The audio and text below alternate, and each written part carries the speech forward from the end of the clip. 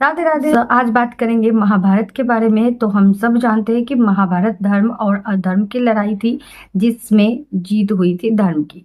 लेकिन क्या आपको पता है कि अभी भी महाभारत हो रही है? हर रोज, हर दिन, हर समय, हर क्षण महाभारत घटित हो रहा है। और ये कहाँ हो रहा है? यथार्थ गीता में बताया गया है कि महाभारत जो है वो हमारे शरीर के अंदर ही हो रहा है। यानी कि ये जो शरीर है यह हस्तिनापुर है, और इसके आंतरिक क्षेत्र जो है वो है कुरुक्षेत्र, जिसके अंदर पांडव और कौरव की लड़ाई होती रहती है। तो यथार्थ गीता में कहा गया है कि इदम शरीरम कौन्तेय क्षेत्र मित्य भी धीयते। मतलब ये जो शरीर है यही है कुरुक्षेत्र। इसी के अंदर अगर दिव्य संपदा जागृत होती है तो ये है पांडव, और अगर हम आसुरी संपदा को जागृत कर लेते हैं तो यही हो जाता है कौरव। तो हमारे अंदर ही महाभारत के सभी पात्र बसे हुए हैं। सभी जितने भी पात्र हैं वो हमारे अंदर ही है, और हर दिन, हर क्षण, हर पल हमारे अंदर लड़ाइयाँ होती रहती है।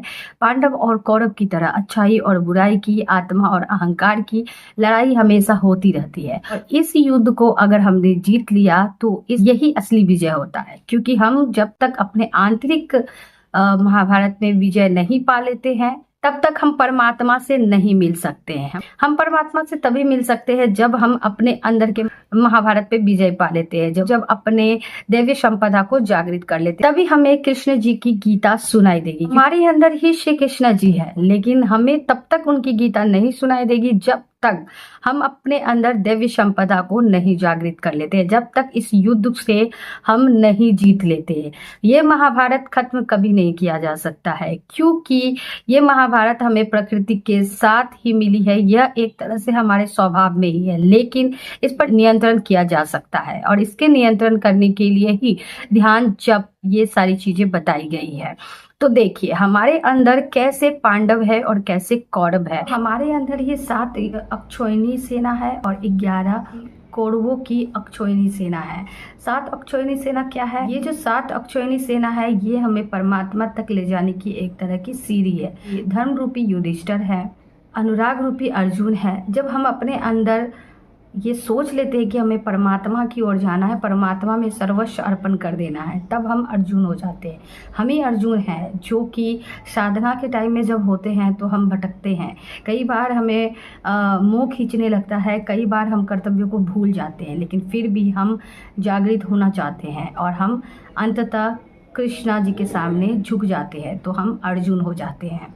जैसे अर्जुन जी कभी मोह में पड़ रहे थे, कभी कर्तव्य को भूल रहे थे, लेकिन अंततः वो कृष्णा जी के सामने सब कुछ सर्वस्व अर्पण कर देते हैं। भाव रूपी भीम, जिस भाव में परमात्मा बसते हैं।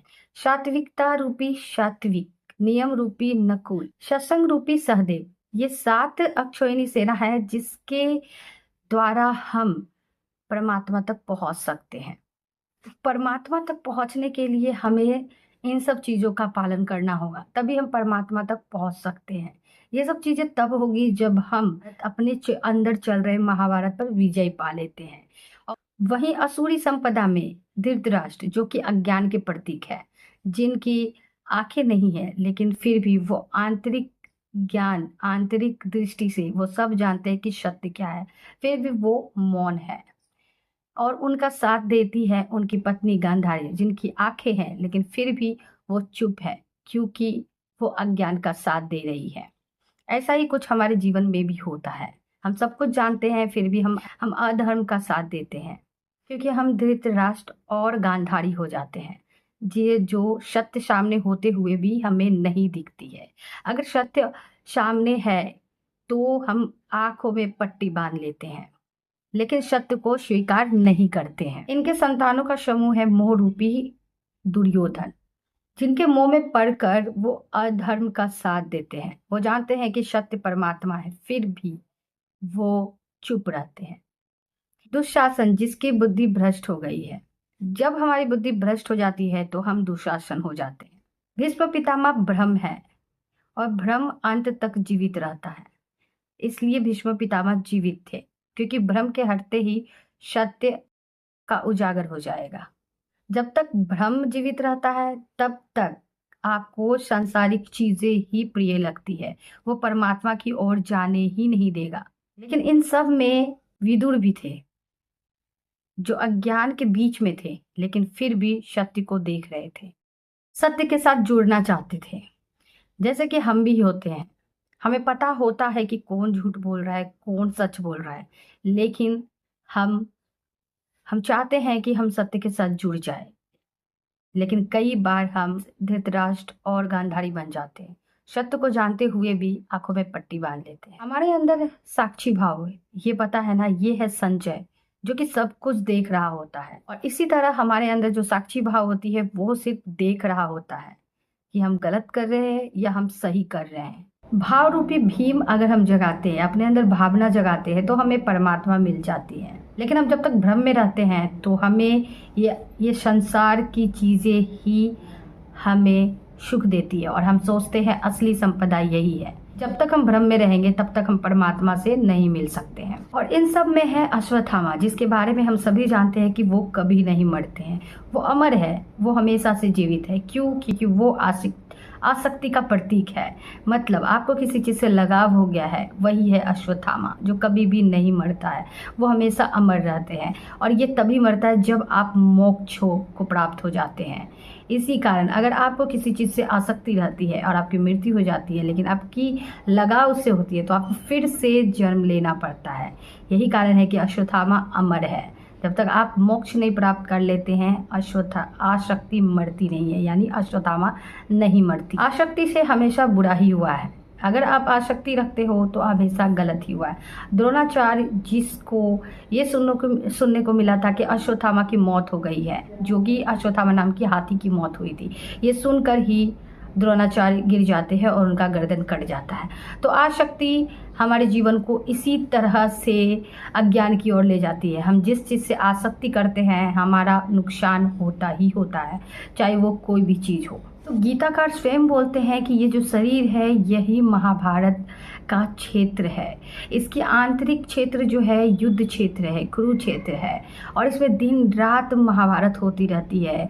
क्रोध, लोभ, मोह, अहंकार, आत्मा और अहंकार के बीच लड़ाइयाँ होती रहती है। और जब तक हम इसे नहीं जीत लेते हैं, जब तक हम इसमें विजय नहीं पा लेते, हम परमात्मा से नहीं मिल सकते हैं।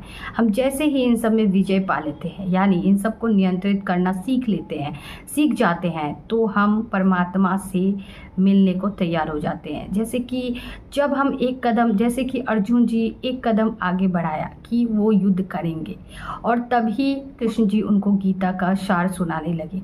वैसे ही अगर हम क्रोध, लोभ, मोह इन सब को नियंत्रित करने के लिए एक कदम भी आगे बढ़ाते हैं, जप करते हैं, ध्यान करते हैं, या कुछ भी करते हैं जिससे इन सब चीज़ों पे नियंत्रण पा सके, तो हमारे अंदर आप देखोगे कि गीता का सार चलना शुरू हो गया है।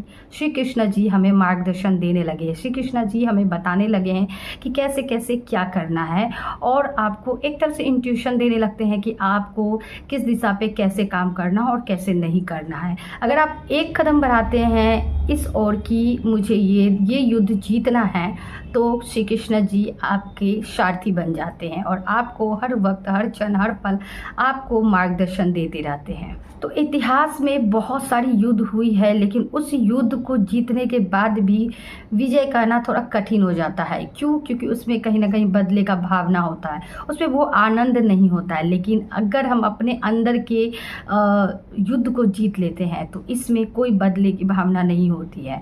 हम बहुत ही आनंद महसूस करते हैं, क्योंकि हम उस परमपिता परमेश्वर परब्रह्म से जुड़ जाते हैं। इसलिए हमारे अंदर जो युद्ध हो रही है उसमें भाग ले, आप अर्जुन बने, आप एक कदम आगे बढ़ाए। आपका साथ देने के लिए जरूर श्री कृष्ण जी मार्गदर्शन करेंगे, क्योंकि वो और कहीं नहीं है, वो हमारे अंदर ही है।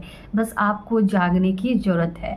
आपको आपके अंदर जो भी क्रोध, लोभ, मोह है, उन सभी को नियंत्रित करने के लिए आप पहला कदम उठाते हैं, तो श्री कृष्ण जी भी आपके सारथी बन जाते हैं और वो युद्ध को जीत लेते हैं। उसी तरह अगर हम कृष्ण जी को सारथी बनाकर चले तो हम अंततः युद्ध को जीत ही जाएंगे।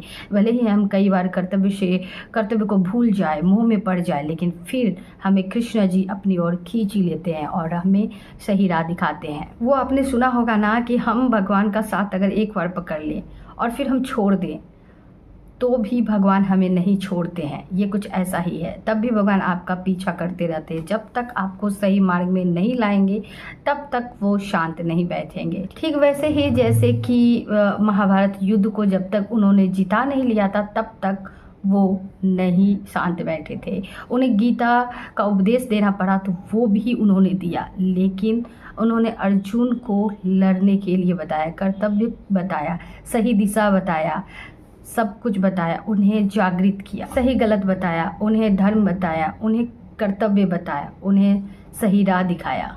उसी तरह हम अगर एक बार कृष्ण जी का साथ, एक बार कृष्ण जी की ओर बढ़ते हैं और हम उनका हाथ छोड़ भी देते हैं तो वो हमारा हाथ कभी नहीं छोड़ते हैं। वो आपको सही दिशा पे ले जाकर ही दम लेंगे। जो लोभ, मोह, अहंकार, क्रोध, भ्रम, इन सब पे विजय पा लेता है, अपने अंदर की महाभारत पे विजय पाए। और ये विजय तभी पा सकते हैं जब आप एक कदम बढ़ाते हैं समझने को, नियंत्रण करने को और कृष्ण जी को सारथी बनाते हैं। तो जब अंदर महाभारत चल रहा हो तो अपनी नहीं कृष्ण जी की सुनो, तो वो उस पर आप विजय पालोगे। थैंक यू वीडियो देखने के लिए।